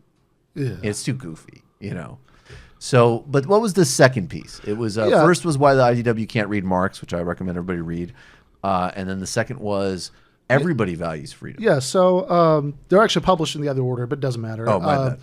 And the one that we talked about a little bit before was called Marx Needs Better Critics, Right. and is about Jordan Peterson's basically confession of ignorance about Marx in his debate with Slavoj Žižek, Right. that we talked about last week. And then the one, Why Everyone Values Freedom, which is co-written with Matt McManus, who is, like both of us, a author for Zero Books. He has a book coming out on postmodern conservatism, basically about conservatives being much more like the postmodernists they like to bash than they would like to admit. Yes. And in it, in this article, Why Everyone Values Freedom, we talk about how the right, which is often far more than we should allow it to, sort of monopolize freedom talk, basically has an understanding of freedom in terms of non-interference, with a particular emphasis on non-interference in markets. But there is this long and rich alternate way of thinking about freedom, going back to the ancient Roman Republic, which is freedom as non-domination. And this is certainly the tradition that Marx was in. And Marx uses a lot of neo-Roman vocabulary, talks about wage slaves, a temporary dictatorship, the proletariat. These were all Roman concepts. And the non-domination tradition says what matters isn't necessarily how much you're being interfered with as you attempt to do something. That might, of course, matter, but the underlying thing is how vulnerable you are to dominate, to involuntary domination by others. And so, of course, Marx's... I don't really like to talk about people. I like to talk about ideas. I don't know if it's just that every time I see Dave Rubin now, I hear your Dave Rubin in my head. I'm sure. Well, he's impersonating me. I'm sure that's part of it. Yeah. But it's just something about the way he stares at the camera and blinks. He's just like the emptiest vessel that has ever been put in front of a camera. It's Bolsonaro. I think some people have been listening to this, though, and this is interesting. We played a couple weeks ago on the show a great Bernie ad on why Medicare for All is about, also among many other things, obviously, including just basic ethics, but also about freedom. Bhaskar Sunkara, who is a regular on this show, founder of the Jackman, one of the most important people in establishing any type of socialist thought in this country. His new book is excellent. I'm actually in the middle of, you know what, Matt? I'm literally in the middle of listening to it on Audible. Wait, the Socialist that's Manifesto. on Audible already? Bhaskar Sunkara, the Socialist Manifesto. It's on Wow. Audible. So go buy it or download it. Bhaskar is amazing. I actually bought an old-fashioned Dead Tree version. I've been reading that. It's a great book. Well, the good thing to know about you when you say Dead Tree is that I feel like the paper industry is actually what do they call it? Sustainable at this point. So you don't feel bad about that. But I am going to get the Audible version and probably read it. I'm not going to say by the next episode, but by the next You will be listening to it by the next episode. Excited for that. Bhaskar is on the come up, and just as obviously our friend and crew, Bree Joy Gray, who everybody should subscribe, by the way, to the Listen to Burn podcast. She's doing a great job with that, or hear the Burn podcast. She's doing a great job with that. Bhaskar cut this ad for Bernie's campaign, and I think it actually echoes your article. We know how important it is to defeat Trump in 2020, but I'm afraid that after Trump, a right populism might exist in the U.S. for a long time to come. Sanders gives us the opportunity not just win one election, but to create the vast progressive majority that can win election after election. This isn't a 4-year project. This is an 8-year project. This is a project to remake America and remake American politics for the next 10, 15, 20 years. For decades, working people in the United States have been told over and over again that it's their fault. You lost your job, it's your fault. Maybe you should reformat your CV. Maybe you should take a coding class. You're drifting deeper and deeper in medical debt. It's your fault. Maybe you should have seen the doctor more. Maybe you should start doing yoga, exercising a bit more. All these messages have been telling people that the problems of society were individual failings. That's why I was so inspired by the Sanders campaign, because in 2016, and again now, millions of people are realizing that it's not their fault. In fact, they should be expecting and demanding more, and that collectively, we could fight for things like Medicare for all. We could fight for things like a safe and sustainable environmental policy that will keep the planet going for our future generations. What we need is a return to shared prosperity and justice for all people. That's why I'm supporting Bernie Sanders. Bhaskar fucking crushing it for Bernie, but I think also echoing your points. Yeah, absolutely. In fact, Bhaskar has been a big influence over the last few years in how I think about these issues, because this is a kind of framing that I've seen him use very often in Jacobin and elsewhere, which, of course, you can make the argument in the sort of more radical way that Marx makes it, or you can make it in a more small-scale social democratic way, but the core of the argument is the same, which is that if you're interested in freedom as freedom from domination, which I think is the kind of freedom, is the kind of personal autonomy that most human beings really care about, right? That like whether you can trace your property back to a just act of original acquisition isn't something that most human beings have any reason to be particularly interested in. Unless you are an inherited, like you're a baron. Yes, exactly. You don't want to pay for kids' dental insurance. That might concern you. Exactly. But for most non-barons, the question is, am I controlling in a meaningful, in-practice way how I live my life? Or is somebody else in a position to call those shots for me? Whether that's, do I feel like I can join a union, or am I worried that I'm going to get fired? Am I having to do everything my boss says, or do I feel free to say no? And one, of course, this is the problem with capitalism. This is Marx's point that most people realistically have no choice except for to submit to domination by a boss, because you can try starting your own business, but it's hard to get together the starter capital. Most small businesses fail in the first year. So realistically, most people have to do that. And so for 8 out of every 16 hours you're awake, you're taking orders from your boss. And even within capitalism, there are degrees of freedom.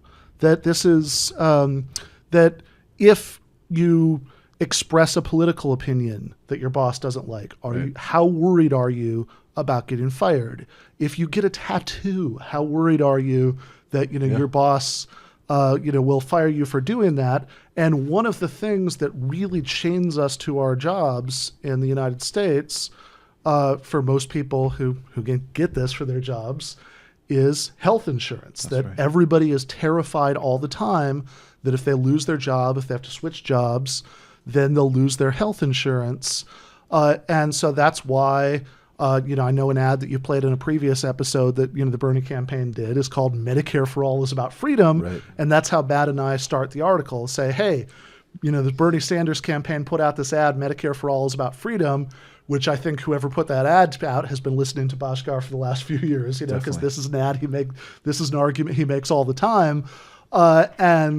And that, how does that work, right? What's the way of thinking about freedom here? And we go through the history. We talk about Marx. We talk about how Medicare for All, there's other social democratic reforms, make people more free in practice. And I noticed even in the Quillette comment section, which, as I've had a couple of chances to experience at this time, is not the most friendly environment, for left-wing arguments. There is a lot of... They're crypto-fascists. There is a lot... Just kidding. Sorry for the ad hom.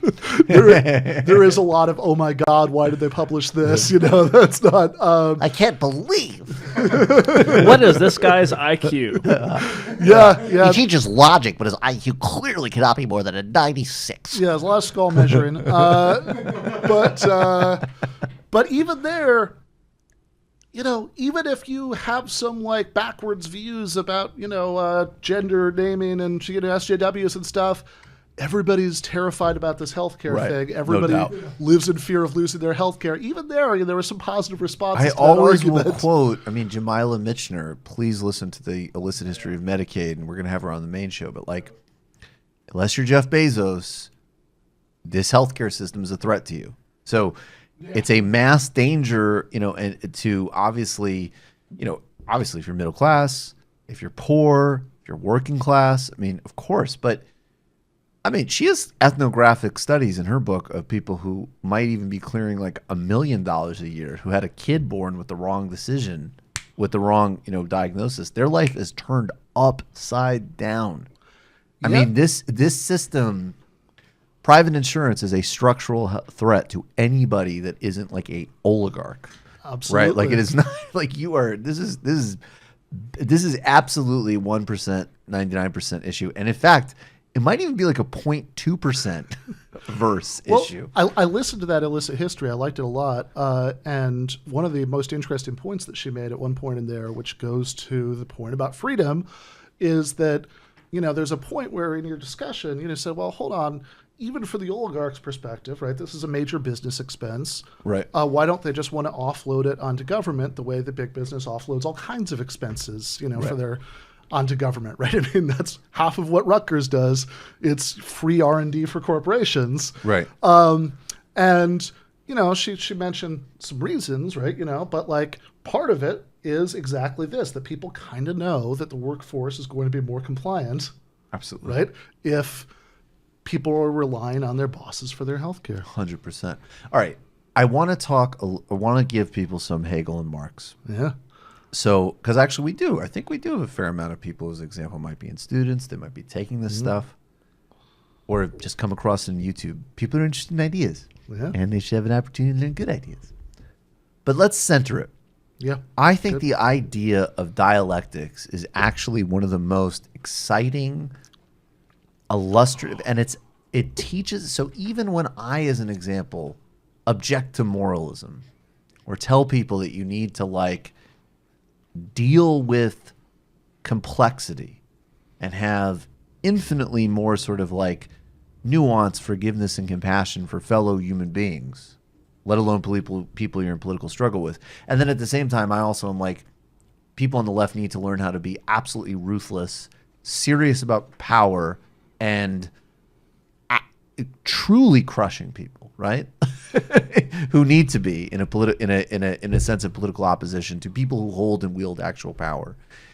That in a way is dialectical in the sense that, and I think David Harvey was the first person who articulated this that I heard that made sense to me, is that it's a way of thinking that is not directional and linear, it's interactive and dynamic. Mm-hmm. You're, instead of looking for first principles or one roadmap for everything, you're looking at the dynamism, the interplay. That's why it's such a great tool for even for international relations. What's happening with Iran? You have this drive from Bolton. You have China calibrating.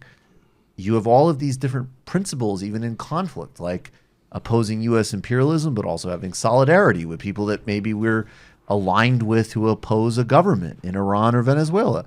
These are all happening. Dialectics is the best, in my view, methodology for handling these contradictions in a way that doesn't just, devolve to the other extreme, which is hey, it's all just, hey, it's fucking complicated, bro. So what is dialectics from Hegel to Marx? What is that idea? And what is the, what's the distinction between a Hegelian and Marxist dialectic? Yeah, so I think one way to think about what Hegel's doing is that Hegel has the opposite view of Sam Harris, who holds that history, and I quote, is completely irrelevant. That is by the way, teaser for my book. The title of the Sam Harris chapter is Totally Irrelevant. or if I may ad hom for a minute, as Sam Harris said to Ezra Klein in the debate, the history here is completely irrelevant. All of a sudden, we can't talk about Neanderthal DNA anymore. God, and people still ask me, do you think he's a toxic influence on culture? He only promotes really simplistic sophomore year philosophy and promotes all sorts of horrible ideas. Scientific data can't be racist. Yeah. Okay, what would Hegel say about that?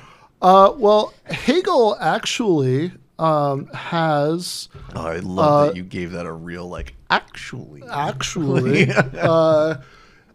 Has one of the few things that's not committed to ad hominem fallacy. We went over this. That's not what it means. But the kind of thing that people on Twitter would refer to as an ad hom. Hegel actually has a great ad hom about phrenology. About how people who think that the mind and spirit is importantly and out in skull shape, that we should test this by cracking their skulls. I'm not making that up. It's a phenomenology of spirit. That's the perfect phonology joke. That is an amazing.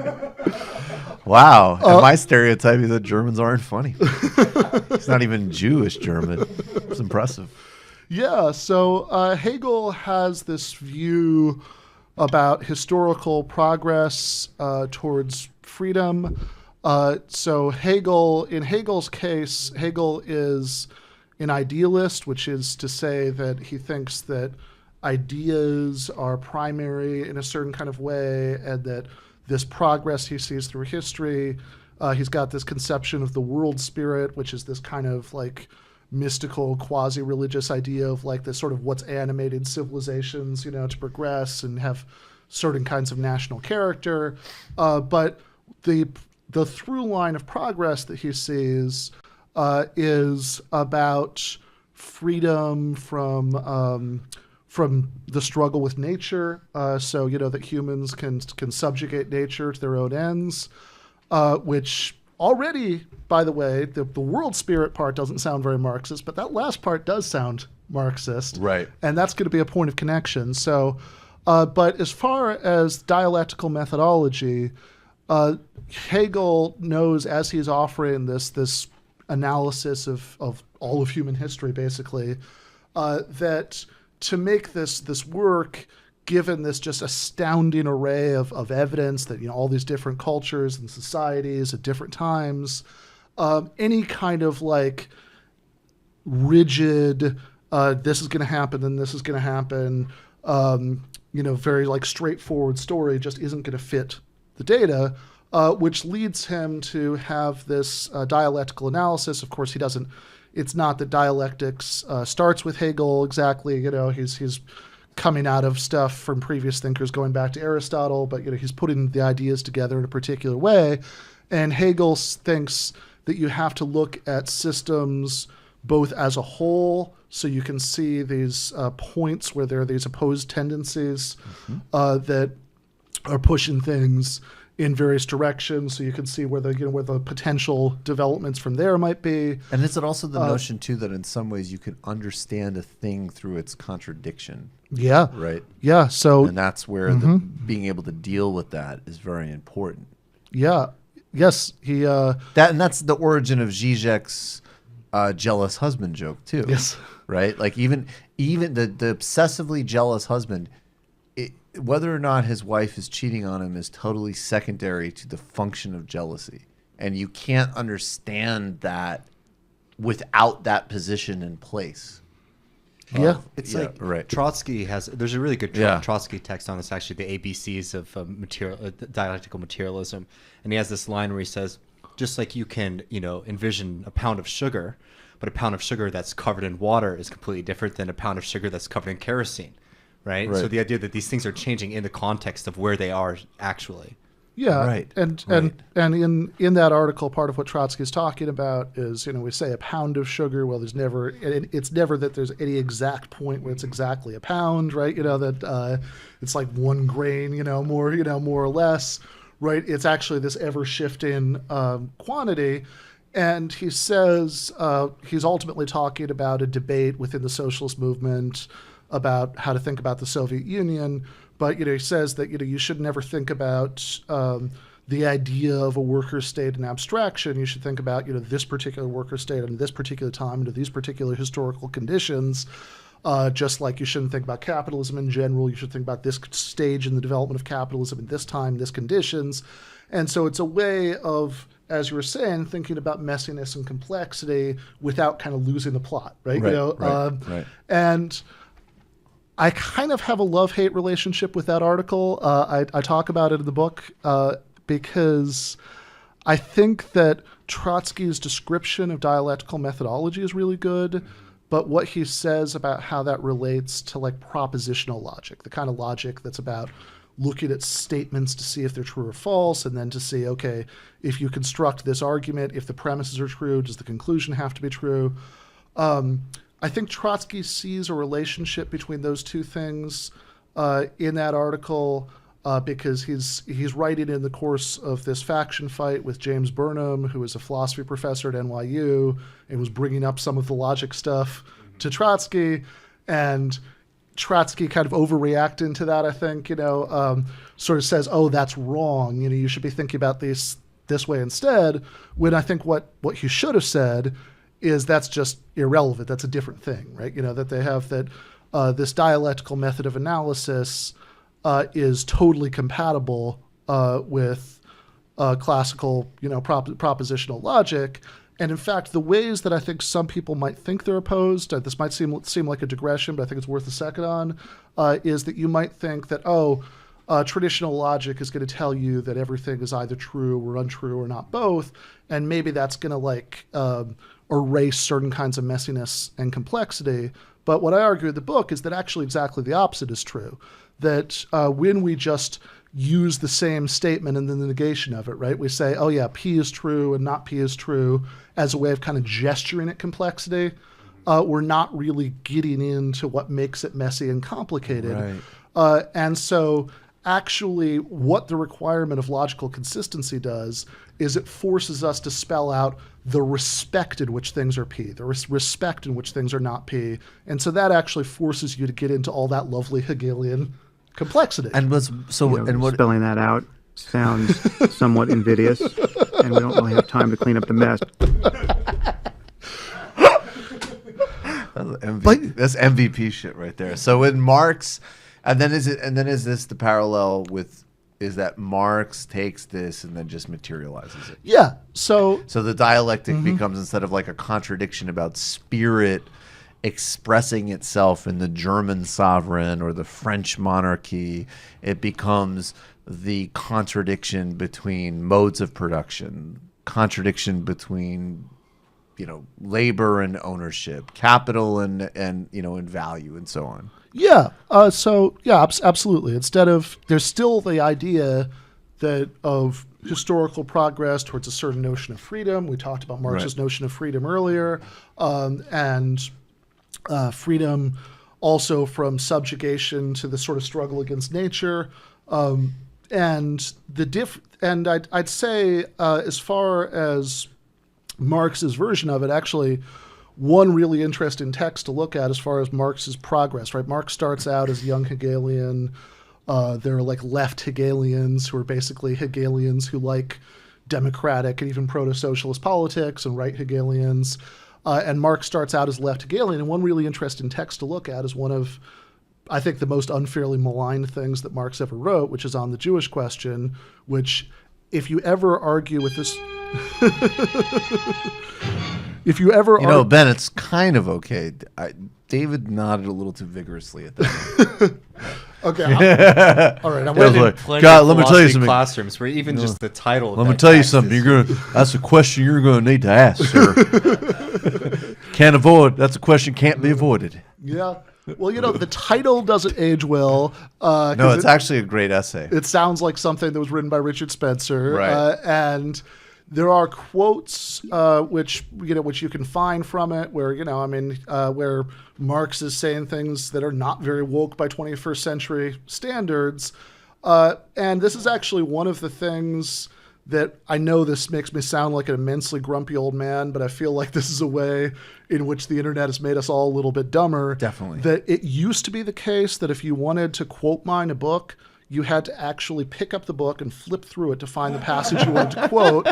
And in the course of flipping through it, you might at least accidentally get some sense of what the rest of the book was about. Right. Whereas if you've heard that there are these bad passages on the Jewish question, you can just Google the passage you want without contaminating yourself with any of the rest of the content of the book. So which is Marx reacting to some of these other left Hegelians who had more traditional Hegelian ideas, which is to say they thought that ideas rather than legal structures and material reality were the sort of prominent thing, the main force driving history.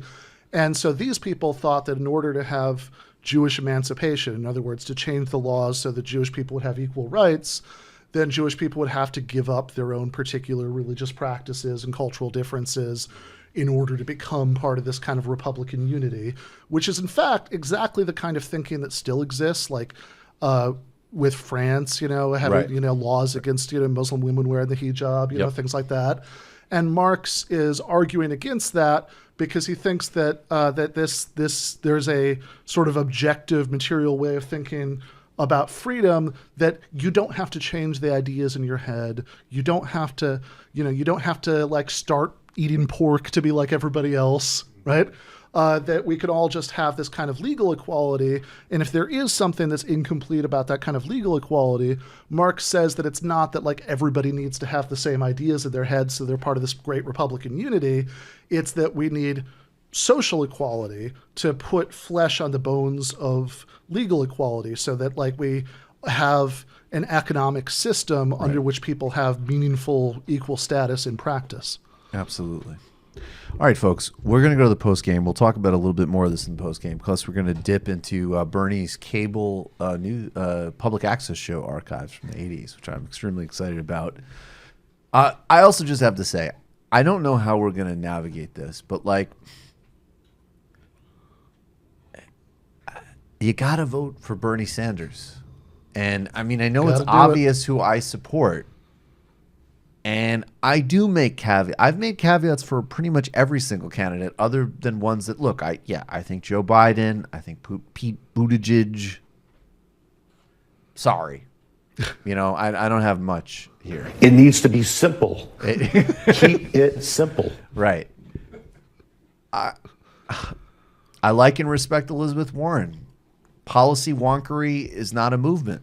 This is not beanbag. This is not beanbag. She's the only other candidate that I would support with any measure of enthusiasm in the general election. But I also think that it is a fundamental category mistake to confuse policy innovation with an understanding about the structural barriers in this country. I think this is an intellectual curiosity expedition. It's an intellectual curiosity expedition. One of the reasons, I'll just say briefly, and then we do have to get to the postgame, and it freaked a lot of people out. I thought that talking about the problems in Tulsi Gabbard's record and ideology had merit in and of themselves. I also am still willing, and have always been willing, to give her credit, and I think particularly in a time where AOC is saying she's going to defer to Democratic leadership on Venezuela, I think we have to give Tulsi Gabbard a lot of credit on things like Venezuela. But at the end of the day, I think Bernie Sanders is both on the merits, absolutely the best candidate for president. And he's also the one in clear pole position. So barring like a reversal of the earth, he's going to be, and I do think, I've always thought, frankly, it's a Biden-Bernie race if Biden gets in. I always thought that people in our space drastically underestimated Joe Biden. And I get it, because none of us like him, and there's no reason to like him. But we're not most people. And you got to have a sense of what, and this is an enormously appealing candidate in a lot of ways, including ways that aren't great. Bhaskar said this very clearly at the live show in New York. He said there's a lot of people that crave normalcy, and they're going to be Biden voters. He nails it. He's someone who understands these dynamics. I've said a million times, if I was in the center-right lane, I'd be a Kamala Harris person. But I actually think that in some respects, her poise and charisma might be more appealing to people who assess this stuff professionally than for voters. But regardless, I'm not talking like any type of like scorched earth thing, but I think we need to start more robustly articulating what the differences here are. And I think one of the fundamental starting points of having a kind of power analysis in an economic sense of society is that this stuff is not going to happen through technocratic fixes, no matter how enlightened. And when Bernie Sanders comes out and he says, look, you're going to need to, and he doesn't say it this explicitly, but he goes right to the edge of saying, you're going to need to be on the street for me. You can come to Washington with millions of brilliant, beautiful policy ideas. And you know what's going to happen? These oligarchs, these companies are going to spend tens of billions of dollars to destroy it. And that's going to happen regardless of any policy process. And, I don't want to see that progressive lane diluted. So, and I also just feel strongly that what Sanders happens to represent at our time really is unique. It's distinct to have somebody with that sort of understanding of any type of class structure. But anyways, Could I? Yeah, please. Can I make a point about that? Yes. So, I know Nancy Pelosi very cynically said that if you nominate somebody too far to the left, Trump isn't going to leave office, or that because she framed it in terms of because there wouldn't be a landslide, it'd be too narrow. But I think that Nancy Pelosi, not for the first time, is full of shit. But I also think that, all right, let's, to use your favorite phrase, right, do the thought experiment, right, and say, all right, what if she was right? Right? What that like Trump actually is in a position to stage a coup, essentially. That's what she's talking about. Yep. And that, the 1% and the intelligence services would go along with that. Coup. All right. Who do you think would be best positioned and most understand the need to lead the kind of grassroots army that it would take to restore democracy? Right. And I think to ask that question is to answer it. I agree with you completely. All right, folks. Just make sure you do it well and you do it with passion. What the fuck? All right, everybody. I appreciate all of you. We're going to see you in the post game. And she's one of our patrons. Check out her YouTube channel, What Do You Mean, which is actually really fucking smart. She's also running for office in Australia, and we're going to talk about her campaign in the opening of the postgame. And then we have a whole bunch of other sound and all sorts of stuff to get to with the great Ben Burgis. Become a patron today, patreon.com/TMBS. Thank you, Reniqua Allen. Thank you, Ben Burgis. Thank you to the whole crew. Thank you to each and every one of you. See you in a few minutes.